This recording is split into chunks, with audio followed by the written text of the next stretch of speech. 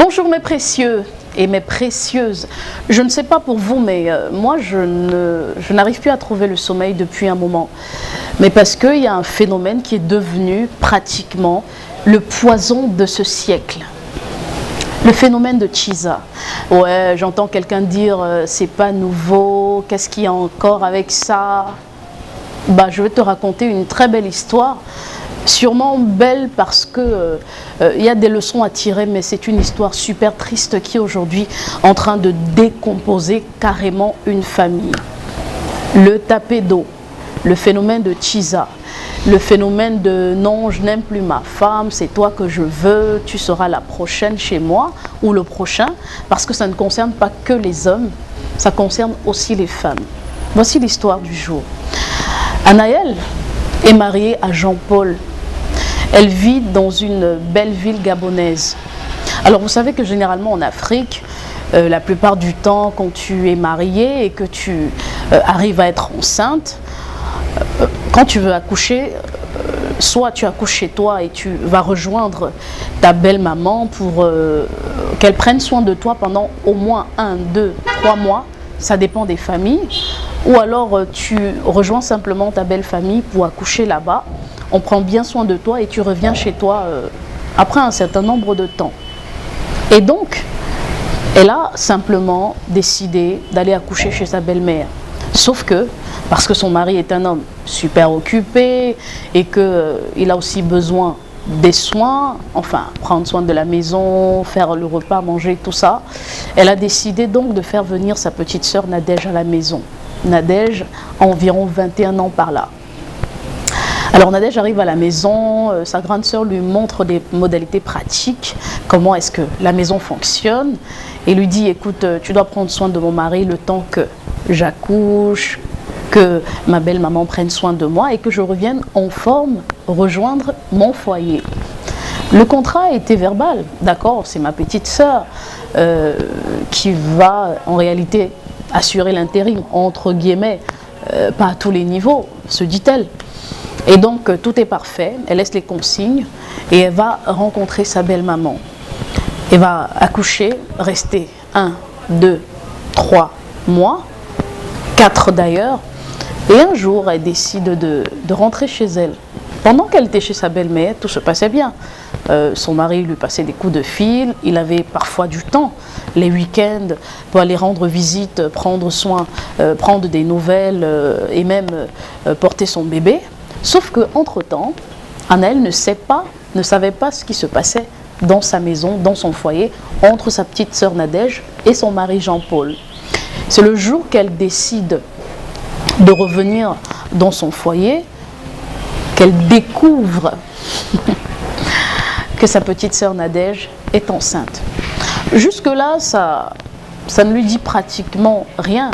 Elle se dit que, ok, c'est une grande fille, peut-être qu'elle a un petit ami qui a décidé de s'engager en commençant par la grossesse. C'est quand elle voit que l'atmosphère de la maison a changé. Nadège n'appelle plus Jean-Paul tonton. Elle a oublié que sa grande sœur Anaëlle est retournée dans son foyer et que, en réalité, elle devrait reprendre sa place. Et donc, Anaëlle se rend compte que le climat à la maison a changé. Après une petite observation, elle décide finalement de poser des questions réelles, vraies, claires. Elle veut en savoir plus sur le comportement de Nadège et de son mari. Et donc, elle convoque une réunion un soir. Elle pose la question à Nadège simplement, depuis que je suis rentrée, je me rends compte que tu es un peu tendue, tu n'es plus la même Nadège que j'ai laissée quand je suis partie. Qu'est-ce qui se passe? Est-ce que ce sont les hormones de la grossesse? D'ailleurs, je suis heureuse que tu sois enceinte.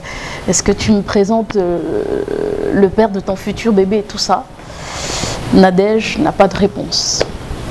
Jean-Paul est sur la défensive et trouve que sa femme est devenue un peu embêtante, elle pose des questions qui ne valent pas la peine et tout ça.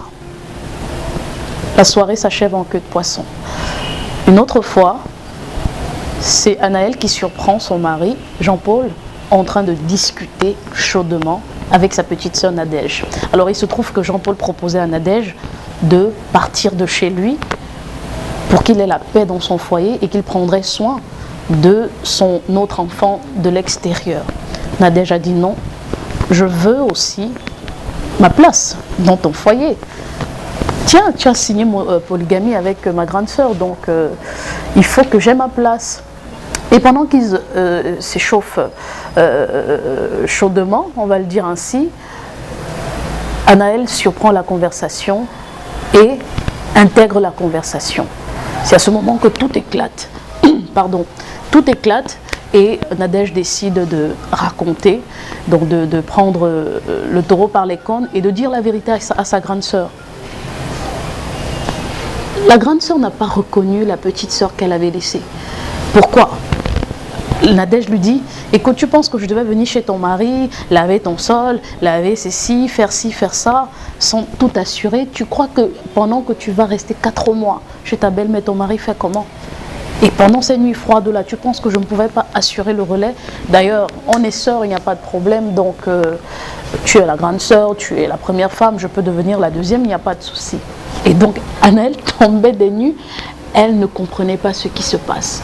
Croyant que son mari devait, en réalité, un peu la soutenir, bah, il s'est dit, écoute, ma chérie, c'est à prendre ou à laisser.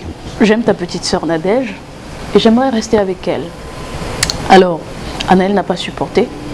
Elle a simplement décidé de prendre la porte parce qu'elle ne comprenait pas comment est-ce que c'est sa petite sœur qui décide de lui arracher son mari.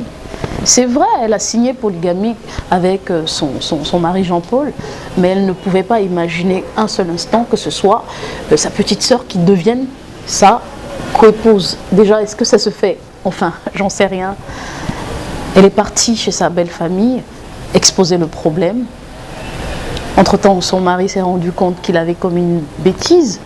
Il a essayé de rattraper le coup en allant négocier pour qu'Anaël revienne chez elle. Elle est revenue, sauf qu'elle n'était plus elle-même. Et aujourd'hui, elle fait des crises. D'abord, elle a tenté de se suicider 3 fois. Pour une première fois, elle a tenté de se mettre la corde au cou. La deuxième fois, elle a essayé avec des médicaments. Et la troisième fois, elle a simplement voulu sauter de l'étage. Et voilà où on en est. Elle fait des crises, elle n'est plus elle-même. D'ailleurs, le psychiatre est intervenu. Et c'est difficile. Juste parce que sa propre sœur a décidé de lui arracher son mari. Ça paraît simple à raconter. Mais toi qui me regardes en tant que femme, mets-toi un peu à la place d'Anaël. Il y en a qui disent déjà, écoute, il n'y a plus aucun homme fidèle sur la terre, il n'y a plus aucune femme fidèle, on fait comme on peut, si on ne s'attrape pas et tout ça. Non mais franchement, est-ce que vous pensez que avoir un tel comportement, décider de s'introduire dans un foyer parce qu'on veut, dit-on, entre guillemets, sa place, est-ce normal? Moi, je ne pense pas. Parce qu'il y a tellement d'hommes et de femmes au dehors que vous pouvez simplement décider de choisir. Tous ne sont pas occupés. Toutes ne sont pas occupées non plus.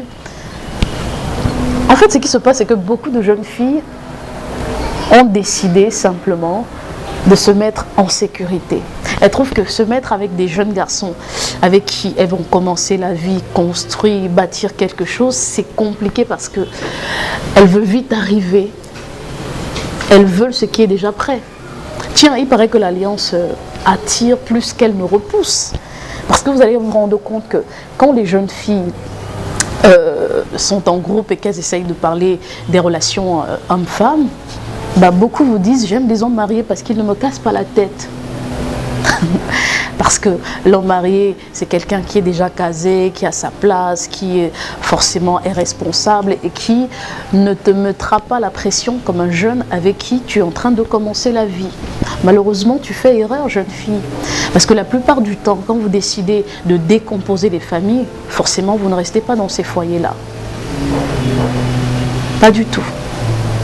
J'ai eu vent d'une information, celle de l'international Stéphane Biard, qui aujourd'hui a vu la justice lui servir une ordonnance de protection. Il est désormais interdit d'approcher sa famille, sa femme Olivia et ses 2 enfants âgés de 9 et 11 ans, parce que la femme a simplement soupçonné son mari d'infidélité. Et pour peu qu'elle voulait en parler, il s'en est pris à elle, est devenu violent. Et voilà, les conséquences en sont suivies. Pourquoi est-ce que vous ne dialoguez pas? Pourquoi est-ce que vous ne vous asseyez pas? Parlez-vous franchement et dites-vous les vérités. Genre, si à un moment donné, ce que je ne trouve pas normal, tu te rends compte que le partenaire ou la partenaire que tu as choisi pour la vie commence à changer ou bien ne te convient pratiquement plus selon tes goûts, en parle avec elle. Il y a toujours une solution à un problème. Et je pense que la séparation ne l'est pas, n'est pas la solution. Mais alors pas du tout. Parce que quand vous posez ces actes, après quand vous revenez en vous-même, vous vous rendez compte de la bêtise que vous avez faite. Et quand vous voulez rattraper le coup, il y a toujours des conséquences à payer. C'est une autre dame qui, aujourd'hui, a perdu le sommeil parce qu'elle soupçonne son mari d'infidélité avec la petite voisine qui est âgée de 17 ans et qui, en fin de compte, est tombée enceinte. La femme soupçonne que le mari est le père de cet enfant-là. Malheureusement, il ne veut pas en parler. Et la femme, dans toutes ces crises, commet ce qu'elle peut commettre. Et elle a jugé bon, simplement, d'asséner un coup de pilon sur la tête de son mari pendant qu'il dormait. Dieu merci, il n'en est pas mort. Mais les séquelles vont rester à vie. Pourquoi? À cause de l'infidélité, à cause des tisas, à cause du tapé d'eau. Ça ne vient plus de loin. On ne recrute plus la TISA dans un autre quartier, dans une autre ville. Parce que oui, vous allez dire que les parents d'avant le faisaient. Peut-être que c'est sur une autre forme aujourd'hui. Mais c'est juste à côté. C'est la voisine, la cousine, la sœur, la petite sœur, la nièce et tout ça. Pensez-vous que les familles décomposées, qui se recomposent, qui se redécomposent, c'est compliqué? Pensez-vous que ce phénomène qui est en train de prendre Cypra à construire ou à détruire? Je vous laisse cette question. Si vous avez une histoire à raconter, si vous avez un commentaire à faire, si vous avez aussi des témoignages, écrivez-nous simplement et on sera heureux de vous répondre.